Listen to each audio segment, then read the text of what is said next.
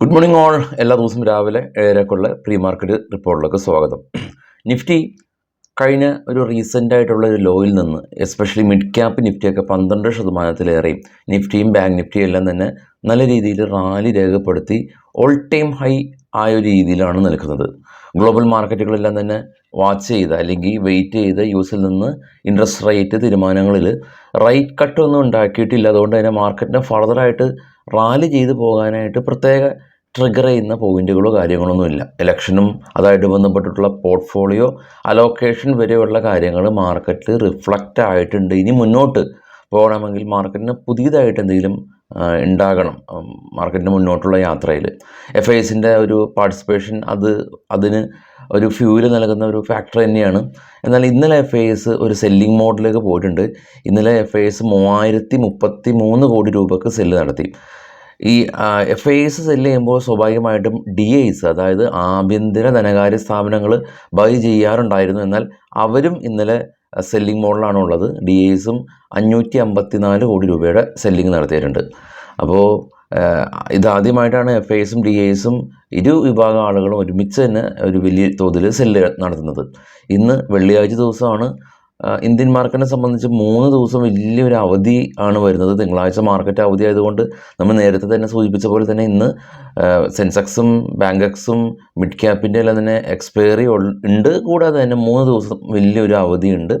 അപ്പോൾ നിക്ഷേപകരുടെ ഭാഗത്തുനിന്ന് പ്രോഫിറ്റ് ബുക്കിംഗ് സാധ്യതകളൊന്നും തന്നെ ഇന്ന് തള്ളിക്കളയാനാകില്ല.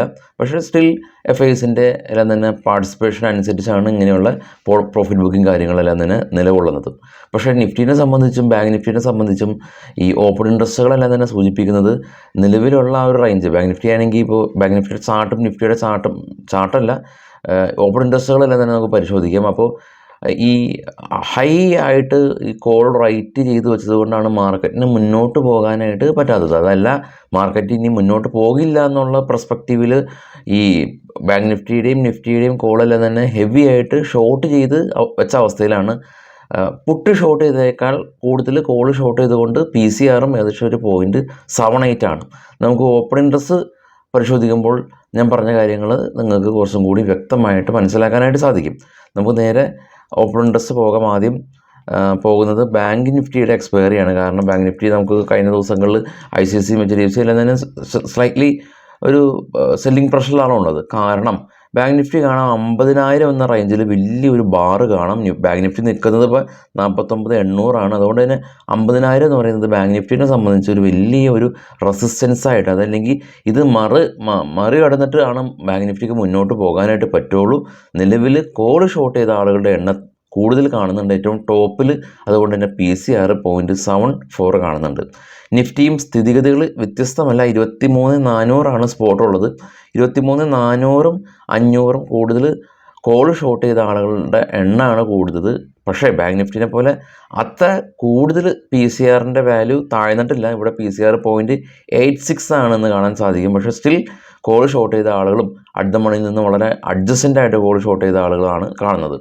നേരത്തെ സൂചിപ്പിച്ച പോലെ തന്നെ ഇനി ഈ ഗ്ലോബൽ മാർക്കറ്റ് നോക്കുകയാണെങ്കിൽ അവിടുത്തെ ഇൻട്രസ്റ്റ് റേറ്റ് കട്ട് ഇല്ലാത്തത് കൊണ്ട് ഈ US മാർക്കറ്റ് റാലി ചെയ്യണോ ഫോൾ ആവണോ എന്നുള്ള രീതിയിലാണ് നിൽക്കുന്നത്. അതായത് നാസ്ഡാക്ക് റാലി ചെയ്യുമ്പോൾ സ്ലൈറ്റ്ലി ഒരു പ്രോഫിറ്റ് ബുക്കിംഗ് മോഡിലാണ് ഉള്ളത്. ഈവൻ ഇന്നലെ നമ്മുടെ മാർക്കറ്റ് ക്ലോസ് ചെയ്തതിന് ശേഷം European market 3 German, UK, France മാർക്കറ്റുകൾ 3 പ്രോഫിറ്റ് ബുക്കിംഗ് മോഡിലാണ് ഉള്ളത്. നമുക്ക് നമ്മുടെ മാർക്കറ്റിലുള്ള കുറച്ച് സ്റ്റോക്കുകളുടെ വാർത്തകൾ നോക്കിയതിന് ശേഷം നമുക്ക് ഗ്ലോബൽ മാർക്കറ്റ് പരിശോധിക്കാം. ആദ്യം അംബുജ സിമൻറ്റായിട്ട് ബന്ധപ്പെട്ട ന്യൂസാണ്. അംബുജ സിമൻറ്റും ACCയും 2 സിമൻറ്റിനെ സംബന്ധിച്ചുള്ള ന്യൂസാണ്. അദാനി ഗ്രൂപ്പ് പെന്ന സിമൻറ്റിന് ഏകദേശം ഒരു 10,422 കോടി രൂപ കൊടുത്ത് അക്യൂർ ചെയ്തിട്ടുണ്ട്. അംബുജക്കും ACCയ്ക്കും അത് ഗുണകരമാകും. L&T finance company Morgan Stanley L&T financial block deal വഴി സ്റ്റേക്കുകൾ നിക്ഷേപം നടത്തി എന്നുള്ള ന്യൂസുണ്ട്. സുവൻ ഫാർമ കമ്പനി ഇവർ സപ്പല ഓർഗനൈക്ക് എന്ന് പറയുന്ന ഹൈദരാബാദ് ബേസ്ഡ് ആയിട്ടുള്ളൊരു കമ്പനീനെ പൂർണ്ണമായിട്ടും ഇവർ ഏറ്റെടുത്തിട്ടുണ്ട്. വിപ്രോ കമ്പനി സൈമൻസായിട്ട് പുതിയ ബിസിനസ് കോൺട്രാക്ട് സൈൻ ചെയ്തു. RITES company Delhi metro rail കോർപ്പറേഷനായിട്ട് ജോയിൻറ്റ് വെഞ്ചർ റെയിൽ പ്രൊജക്റ്റുകൾ ചെയ്യാനായിട്ട് ധാരണയായിട്ടുണ്ട്. സാഗിൾ പ്രീപെയ്ഡ് ഓഷൻ കമ്പനി സൈക്കഡോ ടെക്നോളജി പ്രൈവറ്റ് ലിമിറ്റഡ് ആയിട്ട് പുതിയൊരു ബിസിനസ് കോൺട്രാക്റ്റ് സൈൻ ചെയ്തു. അദ്വൈന്ത് ഇൻഫ്രാടെക് കമ്പനിക്ക് ഇവർക്ക് 16 കോടി രൂപയുടെ ഓർഡർ ലഭിച്ചിട്ടുണ്ട്. ഗുജറാത്ത് എനർജി ട്രാൻസ്ഫോർമേഷൻ കോർപ്പറേഷൻ്റെ ഭാഗത്തു നിന്നാണ് ഓർഡർ ലഭിച്ചത്. നാൽക്കോ കമ്പനി ഒഡീഷ സ്റ്റേറ്റ് ഗവൺമെൻറ്റിൻ്റെ ഭാഗത്തു നിന്ന് 3.5 മില്യൺ ടണ്ണ് എല്ലാം തന്നെ മൈനിങ് ലീസ് കരാറ് നാൽക്കോക്ക് ലഭിച്ചു. കുപ്പിഡ് കമ്പനിക്ക് ഒരു സിപ്ലയിൽ നിന്ന് മെയിൽ ക്വാണ്ടം നിർമ്മിക്കാനായിട്ടുള്ള ഒരു ഓർഡർ ലഭിച്ചിട്ടുണ്ട്. ഇലക്ട്രോ സ്റ്റീൽ കാസ്റ്റിംഗ് കമ്പനി ഇവർ ഒഡീഷയിലുള്ളവരുടെ ഒരു അയൺ ആൻഡ് പൈപ്പ് ഫിറ്റിംഗ് പുതിയൊരു പ്ലാന്റ് കമ്പനി ചെയ്യാനായിട്ട് കമ്പനി തീരുമാനിച്ചു. ഹാവൽസ് ഇന്ത്യ കമ്പനി ഇവരുടെ പുതിയ പ്ലാന്റ് എക്സ്പാൻഡ് ചെയ്യാനായിട്ട് കമ്പനി തീരുമാനിച്ചു.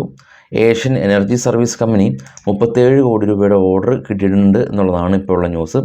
മറ്റുള്ള ന്യൂസുകളും മാർക്കറ്റ് സമയത്ത് നമ്മൾ ഡിസ്കസ് ചെയ്യുന്ന കുറച്ച് ന്യൂസുകളെല്ലാം തന്നെ നമ്മുടെ ടെലഗ്രാം ചാനലിലും, കൂടാതെ തന്നെ ഇതിൻ്റെ ബ്രേക്കൗട്ട് സ്റ്റോക്കുകൾ, FNO ബാൻ തുടങ്ങിയ IPO ഡീറ്റെയിൽസ്, ഡിവിഡൻ്റ് എല്ലാം തന്നെ നമ്മുടെ വെബ്സൈറ്റിലും ഉണ്ട്. ഇതിൻ്റെ രണ്ടിൻ്റെയും ലിങ്ക് വീഡിയോയുടെ ഡിസ്ക്രിപ്ഷനിലുണ്ട്. ക്ലിക്ക് ചെയ്യാൻ നിങ്ങൾക്ക് ജോയിൻ ചെയ്യാൻ സാധിക്കും. ഗ്ലോബൽ മാർക്കറ്റിലേക്ക് നമുക്ക് വരുമ്പോൾ ഏറ്റവും ടോപ്പിൽ ബിറ്റ്കോയിൻ $1,500 ഇടിവ് ഉണ്ടാക്കി 66,000. Gold 2,300 per ounce. Brent oil 81. Australia, China, Korea, Japan എല്ലാം തന്നെ നെഗറ്റീവാണ്. ഡോ ഫ്യൂച്ചർ നെഗറ്റീവാണ്. ഇന്നലെ ക്ലോസ് ആയ യൂറോപ്യൻ മാർക്കറ്റ് 3 നെഗറ്റീവാണ്. നാസ്ഡാക്ക് മാത്രമാണ് ഗ്രീനിൽ ക്ലോസ് ചെയ്തിട്ടുള്ളൂ. US മാർക്കറ്റിൽ ലിസ്റ്റ് ചെയ്ത ഇന്ത്യൻ കമ്പനികളിൽ വിപ്രോ മാത്രം ഒരു ഗ്രീൻ ക്ലോസ് ചെയ്തു. ഡോക്ടർ റെഡ്ഡിയും മറ്റുള്ള കമ്പനീസിലെല്ലാം തന്നെ ഒരു സ്ലൈറ്റ്ലി പ്രോഫിറ്റ് ബുക്കിംഗ് കണ്ടിട്ടുണ്ട്. മാർക്കറ്റിലേക്ക് വരുമ്പോൾ നേരത്തെ സൂചിപ്പിച്ച പോലെ തന്നെ എൻറ്റയർ ഗ്ലോബൽ മാർക്കറ്റ് ഒരു ഓൾ ടൈം ഹൈ ആണുള്ളത്. UK നിന്ന് ഇലക്ഷൻ ഉണ്ട്, ഇനി US-ൻ്റെ ഇലക്ഷൻ ഉണ്ട്. അപ്പോൾ ഇന്ത്യയുടെ ഇലക്ഷൻ്റെ എല്ലാം തന്നെ തീർന്നു.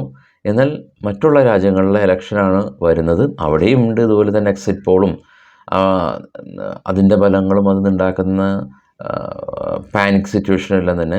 ഇന്ത്യ വിക്സ് ഉയരില്ല, പക്ഷേ US വിക്സ് ഉയരും. അതുപോലെ തന്നെ യൂറോപ്യൻ വിക്സുകളെല്ലാം തന്നെ ഉയരും. ഇത് തന്നെ ഇന്ത്യൻ മാർക്കറ്റിനെ എഫക്റ്റ് ചെയ്യും. അപ്പോൾ ഇതാണ് ഇനി മുന്നോട്ട് ഇന്ത്യൻ മാർക്കറ്റിൻ്റെ ഗതിയെ നയിക്കുന്ന ഒരു ഘടകം.